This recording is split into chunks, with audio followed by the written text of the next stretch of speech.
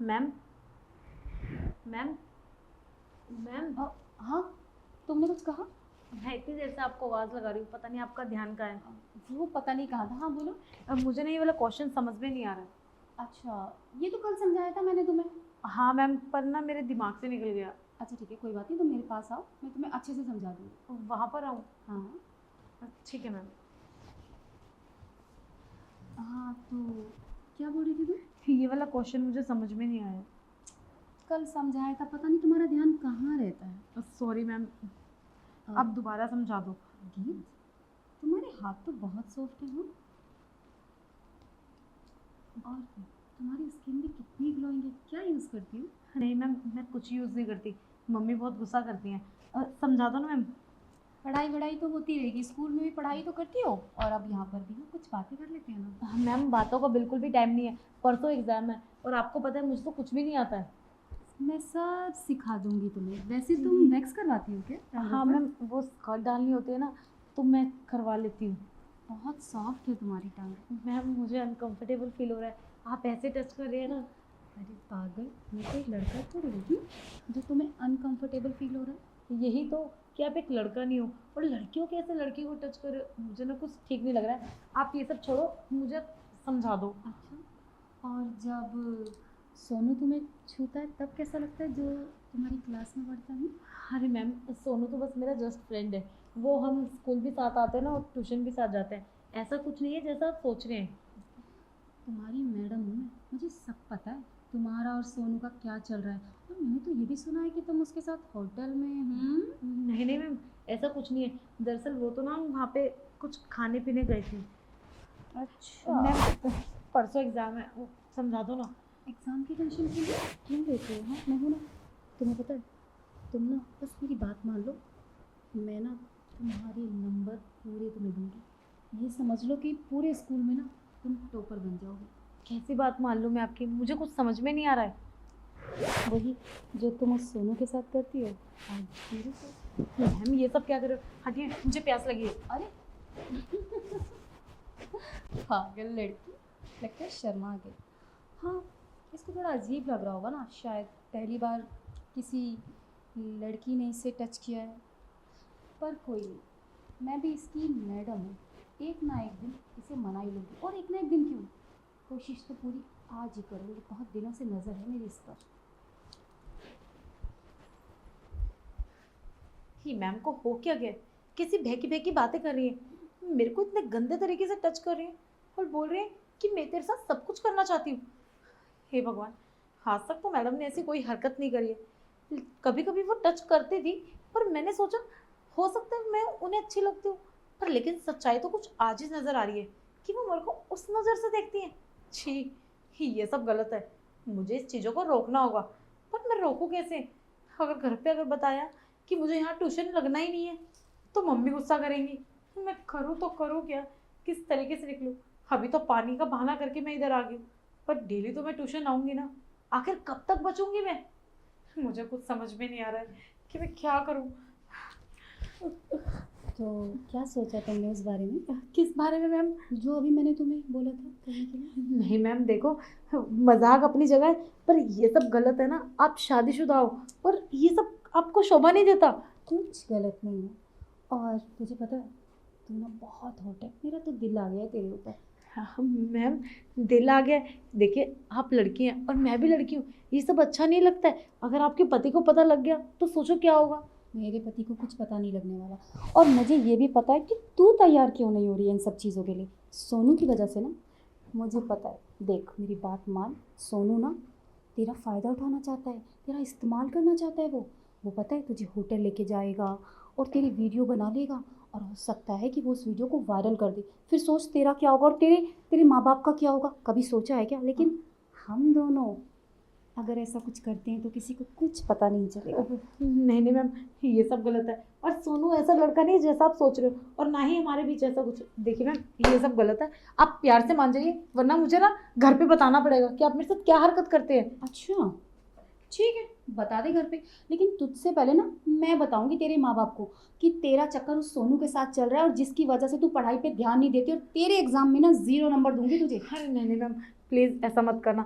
आप तो अच्छे से जानते हैं ना मेरे पेरेंट्स को कि कितने स्ट्रिक्ट हैं। अगर उनको ये सब पता लग गया ना तो वो मेरा स्कूल ट्यूशन सब बंद करवा देंगे। इसीलिए तो तुझे बोल रही हूँ कि मेरी बात मान ले, जो मैं कहती हूँ ना वो करने के लिए तैयार हो जा। फिर पता है मैं ना तुझे स्कूल की टॉपर गर्ल बना दूंगी। और तो और तेरे पेरेंट्स की नज़रों में भी ना सोच तेरी क्या वैल्यू हो जाएगी। तेरे पेरेंट्स सोचेंगे हमारी बेटी कितनी लायक है, किसी को कुछ पता नहीं चलेगा। ठीक है मैम, आप जैसा कह रहे हैं मैं वैसा करने के लिए तैयार हूँ। तो सोच ले, कोई बात नहीं, मैं तेरा वेट कर रही हूँ सोफे पे। ठीक ठीक है। हे भगवान, अब मैडम को कैसे समझाऊं मैं कि ये जो सब हो रहा है ना ये गलत है, ऐसा नहीं होना चाहिए। पर मैं कर भी क्या सकती हूँ। उन्होंने मेरे आगे धमकी जो रख दी है कि वो मेरे मम्मी पापा को बता देंगे। नहीं नहीं, मुझे लगता है कि उनकी बात ना मुझे माननी पड़ेगी। मेरे पास कोई और चारा भी तो नहीं है। जाती हूँ। आ गए। आओ बैठो। तो तुम्हारी समझ में आया जो मैंने तुम्हें समझाया था? हाँ मैम, आप ऑफर ही ऐसा दे के आई थी कि मुझे तो आपकी बात माननी पड़ेगी ना। और वैसे भी मैं ना फेल नहीं होना चाहती हूँ, इसलिए मैं आपकी बात मानने के लिए तैयार हूँ। जैसा आप बोलेंगे मैं वैसा करने के लिए रेडी हूँ। बहुत समझदार हो तुम, और पता है समझदार के साथ साथ बहुत खूबसूरत भी हो। Thank you ma'am. पर मैम एक बार फिर सोच लो, अगर आपके हस्बैंड को ये पता लग गया तो क्या होगा? अरे मेरी जान, मेरे हस्बैंड को कौन बताएगा? मैं तो बताऊंगी नहीं, और तू बताएगी क्या? नहीं नहीं मैम, मैं ऐसी गलती क्यों करूँगी मैम? पर ये सब गलत है ना? कुछ भी गलत नहीं है। पता है पहली पहली बार थोड़ा अजीब लगेगा, लेकिन उसके बाद ना तुझे मज़ा आने लगेगा। अब ये फालतू की बातें करना बंद करें और वो शुरू करें जो हम करना चाहते हैं। हाँ ठीक है मैम। शीतल, अरे विशाल, तुम यहाँ कैसे? तुम तो ऑफिस में थे ना, और तुम इतनी जल्दी घर कैसे आ गए? क्या कोई दिक्कत है तुम्हें कि मैं जल्दी घर कैसे आ गया? वो ना इसका ना शर्ट का बटन खुल गया था, बस मैं वही लगा रही थी। नहीं सर, ये झूठ बोल रही है। ये मेरे साथ बदतमीजी करने की कोशिश कर रही थी और आपको सारी बात मैं कॉल पे बता चुकी हूँ। अरे चुप कर, क्या बोल रही है तू? ये झूठ बोल रही है, पागल हो गई है ये। बस करो तुम। इसने कॉल करके ना थोड़ी देर पहले मुझे सारी बात बता दी थी। और हाँ, 10 मिनट से ना तुम्हारी सारी नौटंकी देख रहा था मैं कि क्या कर रही थी तुम। अरे तुम्हें शर्म नहीं आई? स्टूडेंट है वो तुम्हारी। इसके माँ बाप ने तुम्हारे पास पर्सनल ट्यूशन लगाई किस लिए? ताकि तुम इसे अच्छा खासा पढ़ा सको। तो इसके कितने सारे सपने हैं, उनका क्या? विशाल तुम गलत समझ रहे हो। जैसा तुम देख रहे हो ना, हाँ वो सही है, लेकिन ना मैं कुछ नहीं कर रही थी। ये कर रही थी मेरे साथ जबरदस्ती। कह रही थी कि मैडम अगर आपने ये सब नहीं किया ना तो मैं आपके हस्बैंड को उल्टा सीधा बोल दूंगी, आपका घर तुड़वा दूंगी। अपने नंबर बढ़वाने के लिए कर रही थी ये सब। नहीं सर, ये झूठ बोल रहे हैं। अरे बस करो। इतना सब कुछ देखने के बाद भी तुम झूठ पे झूठ बोली जा रही हो। शर्म नहीं आती तुम्हें?